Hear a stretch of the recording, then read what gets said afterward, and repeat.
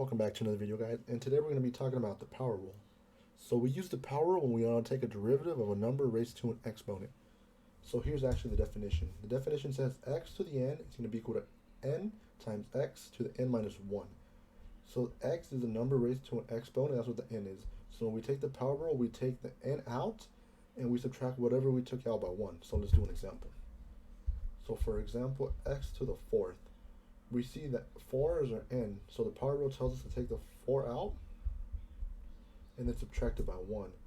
So it's going to be equal to 4x, and then 4 minus 1 is 3. So the derivative is going to be 4x to the third. Let's try a little bit more harder example.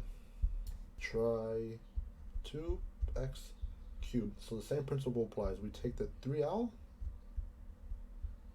and then whatever we took out, we subtract it by 1. So this cleans up. It's going to be 3 times 2, and then we have x, and we subtract whatever we took out, which is a 3, we subtract it by 1. It's going to be 2. So the derivative of that is going to be 6x squared.